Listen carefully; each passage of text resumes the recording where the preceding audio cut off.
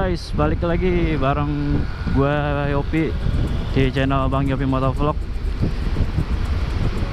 Hari ini hari Minggu, cuacanya cerah asik. Seperti biasa gua mau pergi bareng ponakan gua belakang nih. Dan hari ini kita akan ngebahas motor listrik. Hari ini tema kita itu ngobrolin tentang motor listrik. Motor listrik itu motor yang pakainya listrik dayanya, jadi udah nggak pakai bahan bakar minyak lagi, murni listrik.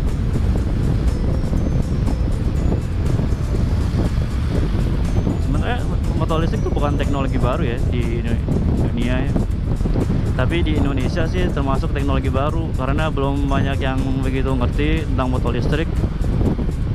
Dan juga belum banyak yang pakai motor listrik ya.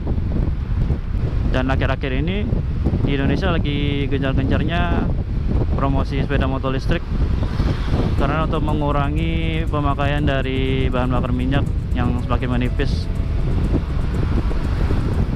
Nah, sekarang kita ngebahas keunggulan dan kelemahan dari motor listrik itu sendiri. Keunggulan motor listrik itu dia efisien. Sebagai contohnya, kalau misalnya untuk menempuh jarak 100 km, kalau memakai motor konvensional itu taruhlah 1 liternya itu sekitar 25 kilo. Nah, untuk menempuh jarak 100 kilo dia harus mempunyai 4 liter bahan bakar minyak.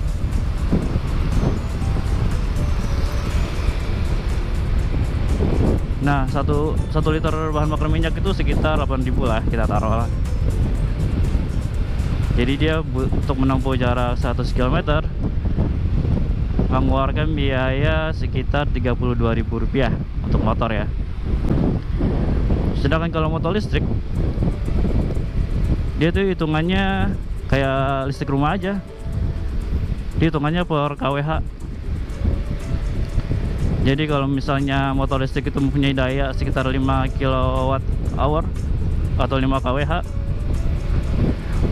dan 1 kWh nya itu sekitar 1.500, maka untuk menempuh jarak 100 km dia hanya butuh biaya ya sekitar 7.500. Gokil banget itu bedanya. Bedanya 32.000 sama 7.500, bayangin deh. Jadi untuk kedepannya sih memang berasa banget sih tabungannya ya, berasa banget hematnya kalau untuk jangka panjang motor listrik itu. Terus yang kedua, keunggulan yang kedua dia itu adalah ramah lingkungan. Kita tahu kalau motor listrik itu dia nggak mengeluarkan polusi.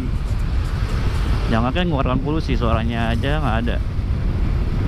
Jadi benar-benar ramah lingkungan, buat ozon, buat bumi, buat manusia juga ramah lingkungan sih. Sekarang kita ngebahas kelemahan motor listrik. Kelemahan yang pertama itu adalah dia tuh nggak ada suaranya. Sebenarnya ada bagus atau enggaknya sih udah suara, cuma karena nggak ada suara, jadi harus sering main klakson kalau buat memberitahu orang, ya kan, memberitahu pengendara lain. Jadi jangan sampai konek motor listrik terus klaksonnya mati, wah udah deh, susah deh. Terus yang kedua, dia belum ada tempat pengisian bahan bakar listrik di tempat umum ya, kayak model SPBU gitu. Setahu gue sih kalau di Jakarta itu cuma ada satu di daerah Kemang, bang, kalau gue nggak salah ya. Dan dulu ada tuh di Bali, di Nusa Dua. Selebihnya itu kayaknya gue belum tahu deh, kayak belum pernah ada deh.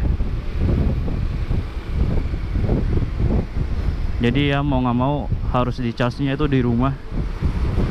Jadi sebelum bepergian harus sering dimonitor sudah berapa persen pemakaiannya. Terus yang ketiga adalah usia baterai. Jadi kelemahan yang ketiga ini adalah dia tuh harus diganti setiap 200.000 sampai 500.000 km.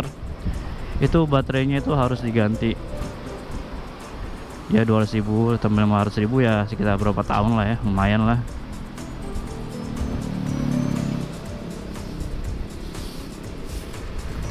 Nah, karena kita ngomongin motor listrik, maka enak juga nih ngomongin tentang Gesit. Gesit itu salah satu sepeda motor listrik nasional, hasil kolaborasi dari Garasindo dan Institut Teknologi Surabaya. Garasindo itu adalah dealer besar, dealer Ducati, dealer Alfa Romeo, dealer Dodge. Dan Institut Teknologi Surabaya adalah salah satu top university di Indonesia. Nah, mereka berkolaborasi untuk menciptakan sepeda motor listrik nasional, yaitu namanya Gesit. Nah, dari beberapa pengujian ini, Gesit itu setara dengan kemampuan skuter matic 125 cc. Dia bisa top speed sampai dengan 100 km. Terus jarak tempuhnya bisa sampai 80 sampai 100 km. Sekali charge dia bisa sekitar 1,5 jam sampai 3 jam. Dan charge-nya itu tergantung seberapa besar daya listriknya ya. Kalau di rumah mungkin sekitar 1,5 sampai 2 jam lah mungkin, kalau daya listrik yang itu besar.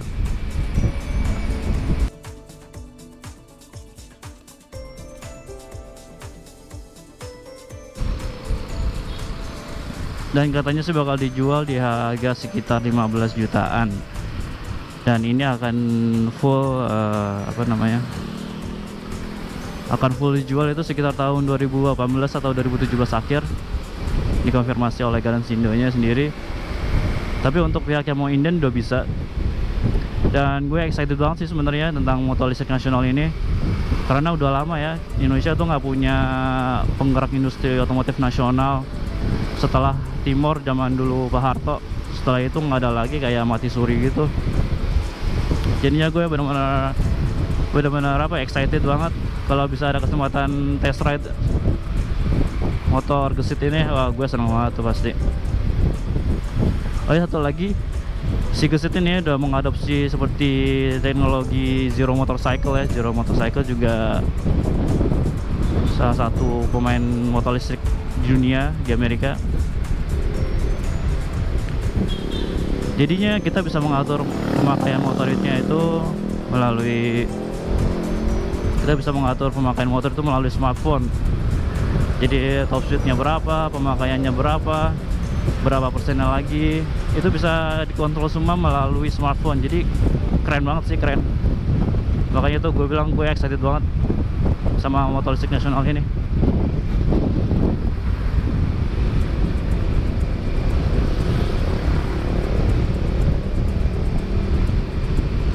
Kira-kira gitu aja sih yang gue tangkap dengan motor listrik nasional, karena teknologinya itu belum familiar di Indonesia sih ya. Makanya belum banyak orang juga yang tahu tentang motor listrik nasional ini. Oke guys, segitu aja sih bincang-bincang kita, ngobrolan kita tentang motor listrik. Semoga bisa menambah pengetahuan kita semua ya. Dan kalau kalian juga ada pengetahuan tentang motor listrik, komen aja di bawah, jadi kita bisa sharing tentang motor listrik. Karena ini gue yakin ini bakal booming sih di tahun-tahun mendatang, karena seiring dengan bahan bakar minyak yang semakin menipis dan mahal, ini salah satu alternatif juga sih sebagai motor harian juga bisa. Oke guys, gitu aja motovlog kali ini. I'll see you in next video. Oke, dadah.